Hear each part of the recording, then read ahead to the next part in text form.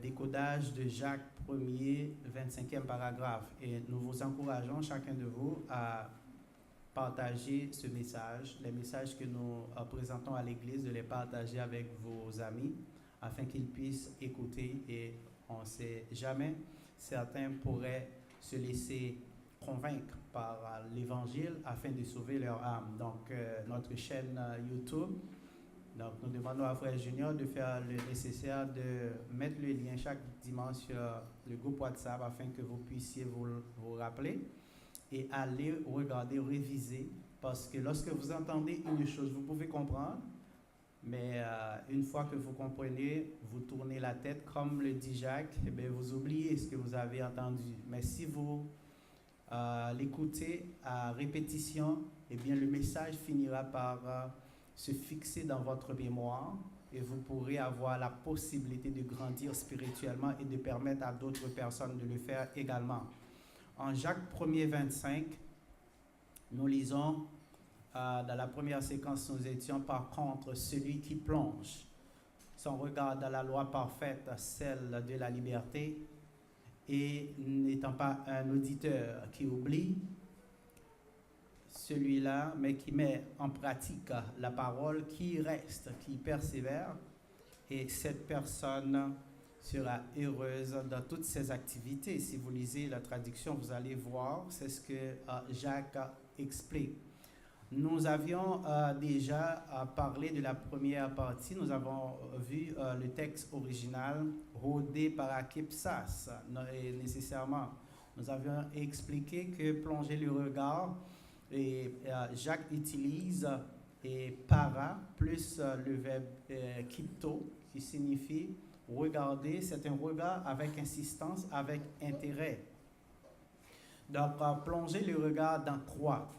Et nous voyons eis, nomon, teleon, tontes, eleterias, kai parameinas. Eis, chers amis, c'est une préposition ici qui signifie dans. Donc, on comprend qu'il y a deux prépositions, généralement en grec, il y a en et eis, et les deux amènent des nuances de sens. Si vous avez eis, on voit un mouvement, et en, normalement, il n'y a pas de mouvement. Donc, là, ici, Jacques utilise eis. Ça veut dire, ça signifie que le sujet qui plonge le regard doit accomplir certaines tâches, doit poser des actions. Et on comprend que ici, il est nécessaire de se déplacer pour pouvoir écouter la parole. Il est nécessaire de faire un effort mental, d'avoir son attention fixée sur le message afin de le capter pour bien grandir spirituellement. Chers amis, nous voyons aussi le mot nomon, c'est l'accusatif singulier de nomos, loi. Ce mot signifie loi. C'est quoi la loi? Par définition, la loi est un ensemble de règles édictées par l'État et auquel chacun, sans exception, est tenu de se conformer. Vous n'êtes pas sans savoir qu'on dit que la loi est une pour tous. Personne n'est au-dessus de la loi.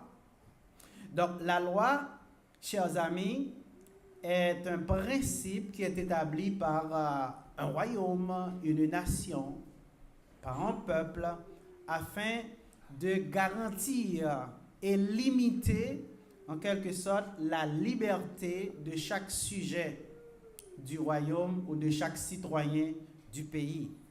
Donc, la loi est importante pour maintenir et garantir l'harmonie entre les citoyens, entre le roi, par exemple, et ses sujets, si on parle d'un royaume.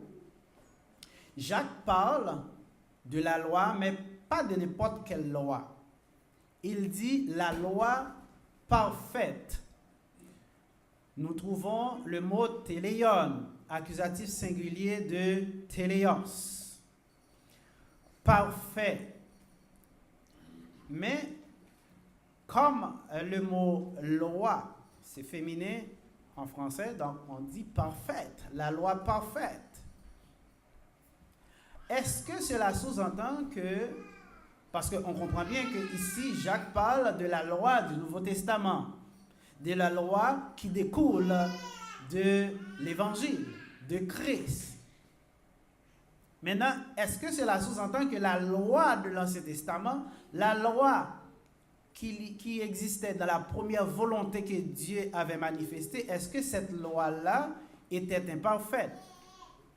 La réponse est certainement oui. Pourquoi? Parce que la loi de l'Ancien Testament était une loi qui était basée sur des figures, sur des symboles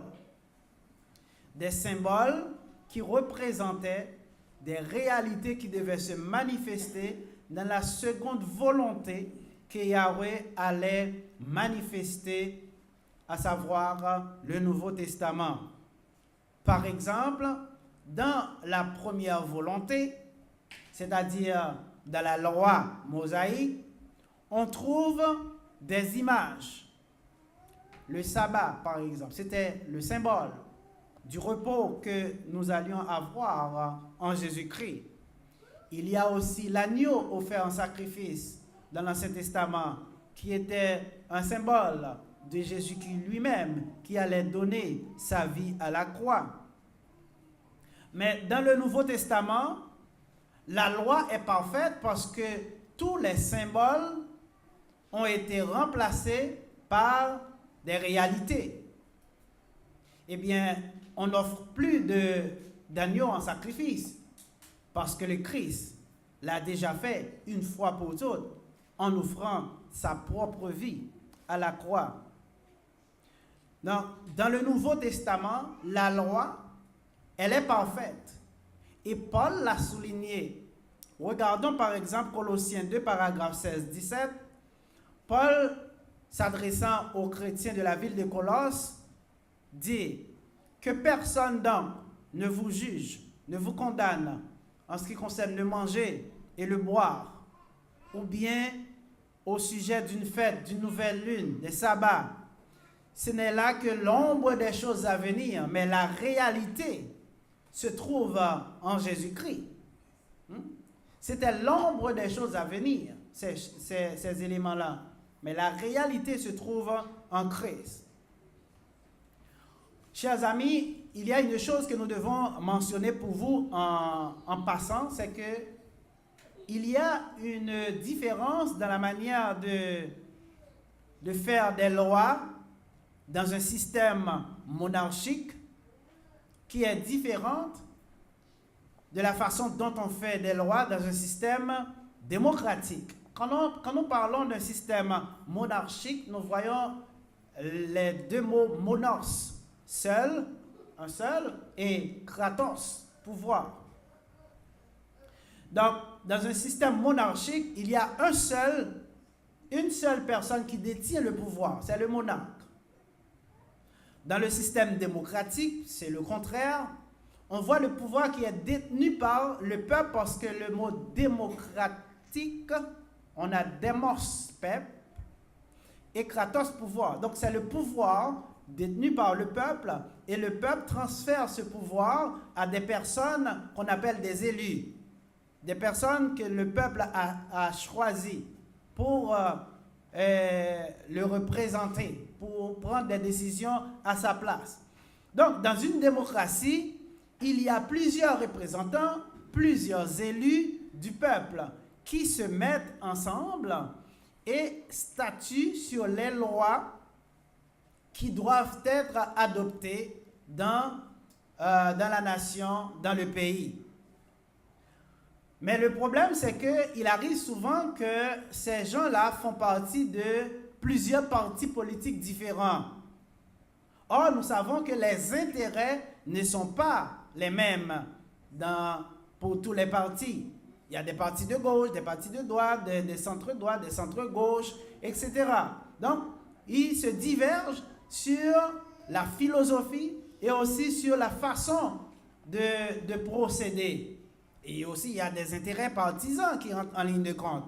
Donc, lorsque un parti est majoritaire à la Chambre des communes, au Sénat, etc., ben, c'est facile de faire passer des lois parce qu'on a la majorité pour voter. Parce que la loi doit passer avec une certaine majorité. Mais lorsque ce n'est pas le cas, c'est-à-dire le parti au pouvoir n'a pas la majorité, ben, il y a un problème. C'est très difficile de faire passer une loi. À ce moment, on doit négocier. Et c'est à ce moment que les tractations politiques commencent. Les gens vont faire passer leurs recommandations. Ils vont essayer d'aller chercher des avantages personnels. Okay? Vous savez comment ça se fait. Et il y a un certain pays où, généralement, les élus qu'on choisisse dans ce pays-là, que je ne vais pas nommer, mais ils ne défendent que leurs propres intérêts. Ils oublient qu'il y a un peuple qui les avait mis au pouvoir. Et puis, ils ne travaillent que pour leur propre poche, leur propre vente. Mais, dans tous les pays sérieux, il y a les intérêts supérieurs de la nation qui sont toujours placés en avant des intérêts partisans ou des intérêts personnels. Donc, lorsque cela arrive, qu'est-ce qu'on fait? Eh bien, on met de côté les intérêts partisans, mais on essaie de voir qu'est-ce qui sera mieux pour le peuple. Et on prend les décisions en fonction de ce qui va être bien pour la majorité des gens. Chers amis, c'est ainsi que cela se passe dans une démocratie. Lorsqu'il y a une séparation entre les trois pouvoirs de l'État, pouvoir exécutif, pouvoir judiciaire, pouvoir législatif. Maintenant, lorsqu'on parle d'un royaume monocratique, eh bien, seul le monarque détient le pouvoir. Seul le monarque a l'autorité, a le pouvoir de faire des lois. Et quand on dit monarque, on voit monos toujours un seul et arché, chef. Il y a un seul chef à décider et tous les autres sont des sujets. Sont des sujets du royaume. Donc, dans ce cas, c'est ce souverain-là qui décide. Il n'a pas à demander l'avis d'aucun sujet. Et c'est exactement ce qui se passe également dans le cas de Dieu. Dieu est le roi des rois. Dieu est souverain. Yahweh n'a pas d'égal. Sa parole est oui et amen. Lorsque vous entendez sa parole, si vous l'acceptez, c'est correct. Vous ne l'acceptez pas, c'est aussi correct. Il n'y a pas de problème. Cependant, il arrivera un jour où vous devrez rendre compte de vos choix. Yahweh est souverain, personne ne peut contester avec lui. Vous pouvez ne pas aimer sa parole, ne pas vouloir lui obéir, ne pas vouloir croire à son existence, puisque beaucoup de gens aimeraient pouvoir justifier la présence de Dieu, l'existence de Dieu par des formules, etc., aimeraient pouvoir regarder Dieu, constater de visu qu'il existe pour croire en lui, mais cela n'arrivera jamais puisque Dieu est esprit. Il faut que ceux qui l'adorent, l'adorent en esprit et en vérité. Dieu n'est pas physique, il n'a pas de forme propre. Ce n'est pas une personne humaine, il est une personne spirituelle. La différence, c'est que la personne humaine et la personne spirituelle ont une claire conception de soi-même, de leur existence. Elles croient qu'elles existent. Cependant, la différence entre les deux, c'est que la personne humaine a un corps qu'on peut voir, qu'on peut toucher. La personne spirituelle n'a pas de corps. Dieu est esprit. Mais le fait que Dieu peut parler, Dieu peut agir, donc c'est une personne. Parce que si vous prenez la définition d'une personne, vous allez voir que c'est quelqu'un qui a une claire connaissance, conscience de son existence. Ah ouais? Donc, le corps physique n'est pas quelque chose qui est inévitable pour reconnaître une personne. C'est pourquoi le Saint-Esprit de Dieu est aussi une personne. C'est pourquoi on dit que Dieu se manifeste en 3 personnes. Et vous allez le voir. Si vous lisez Genèse 1er, vous allez voir la présence de ces 3 personnes lors de la création. Et vous allez voir que c'est confirmé également en Genèse 18. Lorsque Elohim s'est présenté à Abraham, eh bien, il s'est présenté sous la forme de 3 hommes. Dieu peut prendre n'importe quelle forme humaine pour permettre à une personne de pouvoir interagir avec lui. Il le faisait dans le temps. Il est apparu devant Abraham sous la forme de 3 hommes. Lisez Genèse 18, vous allez voir. C'est Dieu qui est apparu. C'était Yahweh, c'était sa parole qui allait devenir Jésus-Christ, le Fils, et c'était son Esprit Saint. Chers amis, même si vous n'acceptez pas que Dieu existe, même si pour vous la Bible est un tissu de mensonges, comme j'ai entendu quelqu'un qui l'a dit, c'est contradictoire, ça n'a rien à voir, c'est pas la parole de Dieu, etc. Vous pouvez croire ce que vous voulez. Dieu vous accorde cette liberté. Mais sachez qu'au dernier jour, vous aurez à vous présenter devant votre Créateur. Et vous aurez à rendre compte de tout ce que vous auriez dit ou fait pendant votre passage sur terre. La question, est-ce que ce jour-là, vous aurez quelqu'un pour vous défendre? Il y a un seul qui puisse vous défendre, c'est Jésus-Christ. Si vous l'acceptez maintenant, il sera votre avocat au dernier jour lors de cette comparution devant le tribunal céleste. Chers amis, pour accepter l'autorité du roi, bien, il faut comprendre qu'on doit le faire par le biais de la foi, puisque comme nous venons de l'expliquer, on ne peut pas voir Dieu. Dieu est esprit. Donc, nous croyons à l'existence de Dieu par le biais de sa parole qu'il a donnée, parce qu'il a été certifié. Certaines personnes ont eu contact avec lui. Et malgré l'étendue qui sépare les différents écrivains, nous pouvons constater une cohésion dans les messages reçus. Certaines personnes vont voir des incohérences parce que ces gens-là ne comprennent pas, ne sont pas illuminés pour comprendre le langage utilisé par la Bible. Parce que lorsque vous prenez les textes au pied de la lettre, littéralement, c'est sûr que vous allez vous fourvoyer. Ce n'est pas sans raison que la Bible dit « Vous ne pouvez pas comprendre s'il n'y a personne qui vous explique », comme nous l'avions mentionné antérieurement. Chers amis, il faut comprendre que Dieu est le commencement et la fin. Je suis l'alpha et l'oméga. Apocalypse 22, paragraphe 13. Je suis le premier et le dernier, le commencement et la fin. L'alpha et l'oméga, ça veut dire Dieu regroupe en lui tout ce qui existe, du commencement à la fin. Rien n'échappe à son contrôle, rien n'échappe à son autorité.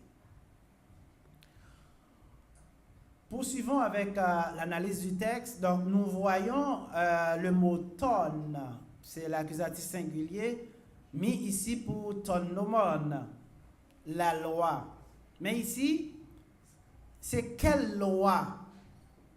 Eh bien, tes eleterias, génitif singulier féminin de eleteria, de la liberté. Donc, Jacques a dit, celui qui plonge son regard dans la loi, celle de la liberté, pas n'importe quelle loi, mais celle de la liberté, c'est-à-dire la loi qui accorde la liberté.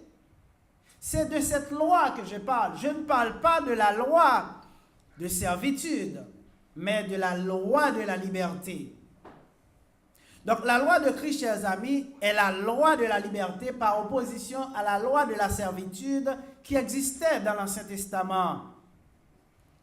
Pour illustrer cette partie, nous allons nous servir des propos que l'apôtre des païens a tenus aux Galates. Parce qu'il y avait une situation qui sévissait à Galatie, où il y avait certaines personnes, certains membres de l'église de Jérusalem qui étaient allés en Galatie, et ces gens-là voulaient imposer aux Galates des pratiques tirées de la loi mosaïque. Donc, les Galates étaient des gens qui avaient déjà accepté l'évangile. Paul avait déjà prêché l'évangile en Galatie, et il y avait des églises dans la Galatie, parce que la Galatie, c'était un district. Donc, Galatie était troublée parce que ces gens venaient de Jérusalem, et comme vous savez qu'à Jérusalem, c'est là que l'Église a pris naissance, mais les chrétiens ne savaient quoi penser parce que Paul n'avait jamais mentionné ces éléments de la loi dans le message qu'il avait prêché aux Galates. Et voilà que pour résoudre le problème, Paul a décidé d'écrire aux Galates. Parce que les gens venus de Jérusalem imposaient aux Galates l'observance du sabbat, la circoncision. Il ne fallait pas manger des viandes sacrifiées aux idoles, des choses qui venaient de la loi mosaïque. Et en Galates 2, paragraphes 4 et 5, Paul s'est opposé farouchement à ces enseignements qui n'avaient rien à voir avec la doctrine du Christ. Il a dit, et cela à cause des faux frères qui s'étaient introduits parmi nous et qui s'y étaient glissés secrètement pour épier la liberté que nous avons en Jésus-Christ, afin de nous réduire en servitude. Nous ne leur cédâmes point pour nous soumettre à eux, non pas même un moment, afin que la vérité de l'Évangile fût maintenue parmi vous. Donc Paul certifie que ces personnes qui étaient venues de Jérusalem étaient venues de manière discrète. Donc ils n'étaient pas envoyés par l'église de Jérusalem. Ce n'étaient pas des apôtres. C'était des gens qui se prenaient pour quelque chose qu'ils n'étaient pas. Ils se prenaient pour professeurs alors qu'on ne reconnaissait même pas l'autorité de ces gens-là dans l'église de Jérusalem. C'est comme une personne qui sort de l'église, qui va dans une autre assemblée, dans une autre ville ou un autre village, et puis qui n'est pas un prédicateur, et puis qui arrive, qui commence à vouloir faire la loi, à vouloir enseigner, alors que cette personne n'a jamais été professeur. Mais cette personne dit n'importe quoi. Eh bien, c'est ce qui s'est passé à Galatie. Et Paul s'est opposé à ces fauteurs de troubles. En Galates, passage 5, paragraphe 1 à 4, Paul a ajouté, pour comprendre la situation, il a dit, c'est pour la liberté que Christ nous a affranchis. Demeurez donc fermes et ne vous laissez pas mettre de nouveau sous le joug de la servitude. Voici moi, Paul. Je vous dis que si vous vous faites circoncire, Christ ne vous servira de rien. Et je proteste, encore une fois de plus, à tout homme qui se fait circoncire, qu'il est tenu d'observer, de pratiquer la loi tout entière. Vous êtes séparés de Christ, vous tous qui cherchez la justification de la loi. Vous êtes déchus de la grâce. Donc Paul certifie que tous ceux qui veulent se justifier à partir des pratiques de la loi mosaïque sont déchus de la grâce. Parce que la loi mosaïque, c'était une loi de servitude. Parce que les gens étaient asservis à cette loi, parce qu'ils devaient faire des choses qui n'étaient pas possibles d'observer. Parce qu'il n'y avait jamais eu aucune personne sous la loi qui puisse se soumettre aux 10 commandements dans sa totalité. Et ce qui arrive, qui était très important sur la loi, même si vous respectez 9 des 10 commandements et vous péchez contre un seul, mais vous êtes coupable des 10. Paul a dit, Christ nous a affranchis de l'esclavage. Il nous a affranchis de cette loi. Il nous a affranchis du péché. Nous ne devons plus laisser quelqu'un nous mettre encore sous le joug de la servitude. Donc la loi de Christ est une loi de liberté et non une loi de servitude. La loi de Christ nous donne la liberté de manger tout ce qu'on veut. Et sous la loi de la servitude, nous n'étions pas autorisés à manger certaines choses, comme les animaux, les quadrupèdes, comme le porc, etc., des poissons sans écailles. Mais nous avons la liberté maintenant parce que la Bible nous dit, par l'intermédiaire de Paul, sous l'inspiration du Saint-Esprit, mangez de tout ce qui se vend au marché sans vous enquérir de rien par motif de conscience. Vous pouvez manger de tout ce qu'on vend au marché. Dès qu'on vend quelque chose à l'épicerie, vous pouvez en manger. Dès que vous pouvez l'avaler, dès que vous pouvez manger ça, vous pouvez le manger, ce n'est pas un péché. Donc c'est là la liberté que nous avons et certains étaient descendus de Jérusalem pour restreindre cette liberté que les Galates avaient.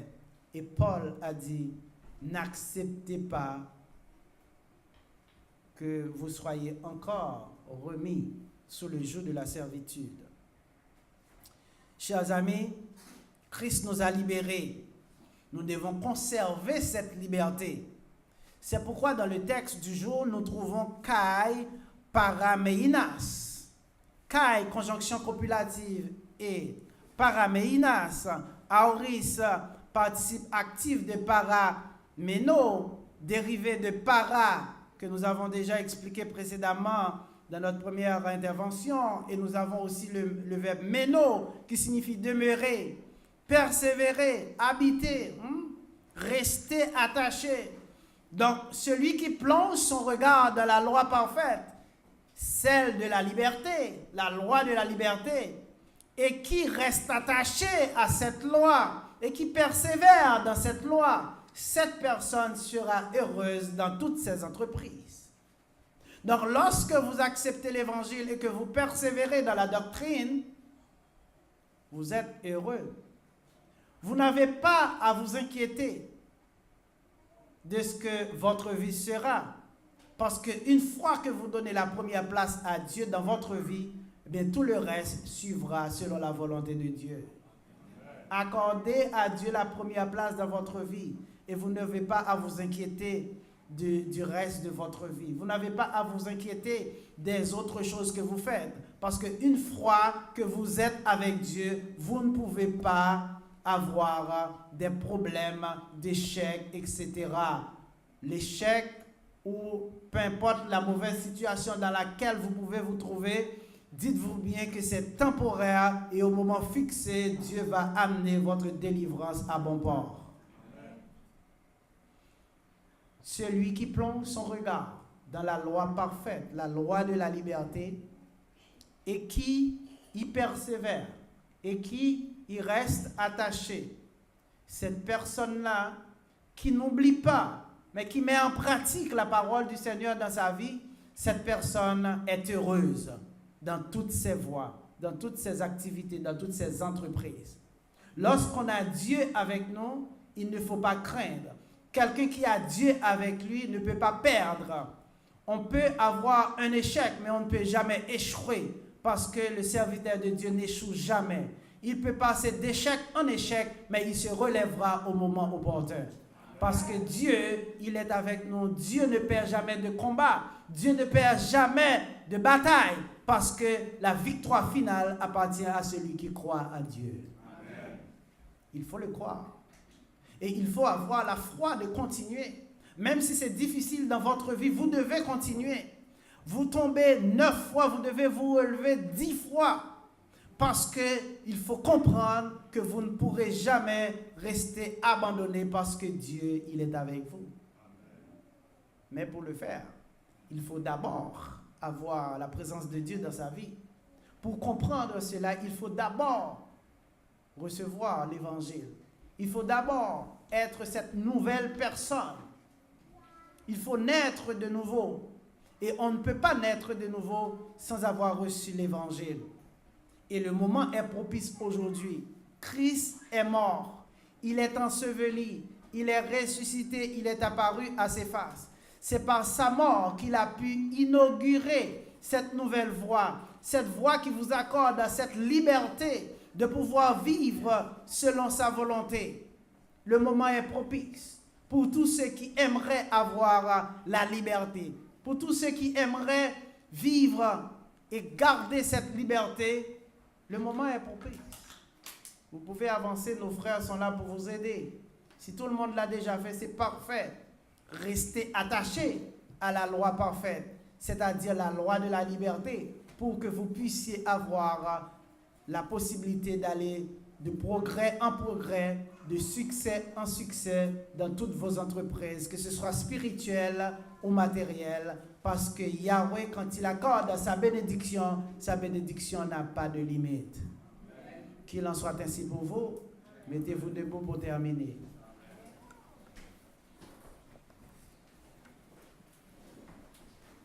Yahweh des siècles, Dieu d'amour, Dieu de bonté, Dieu de gloire et de miséricorde, nous te remercions de ton amour, de ta grâce et de ta bonté infinie. Toi, le seul vrai Dieu. Toi qui vis éternellement. Toi, le commencement et la fin, l'alpha et l'oméga. Nous te disons merci d'avoir jeté ton regard sur notre faiblesse. Tu ne nous accordes pas les conséquences de nos péchés, mais tu nous donnes ta présence.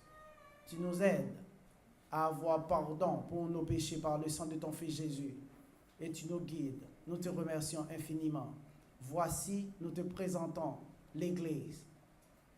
Peu importe la ville ou le village où elle se trouve, nous te demandons de réconforter les membres, les sujets de ton royaume, afin que nous puissions avoir la possibilité de rester attachés à cette loi de liberté pour avancer avec assurance sur le chemin de la vie.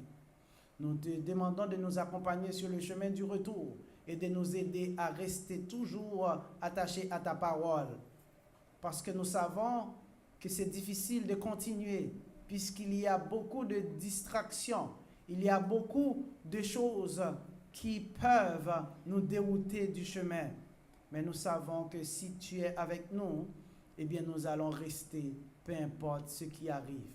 Nous te remercions pour tout ce que tu nous as donné. Nous te remercions de tout ce que tu as accompli dans notre vie, car nous sommes ce que tu as décidé. Nous te demandons de nous garder et de nous guider. Si nous t'en prions, c'est au nom de ton Fils Jésus, lui qui vit et qui règne dans tous les siècles des siècles. Amen. Que la grâce et la paix du Seigneur soient et demeurent dans le cœur de chacun de nous, dès à présent éternellement, en Jésus-Christ notre Sauveur. Allez en paix, que Dieu vous bénisse. Amen.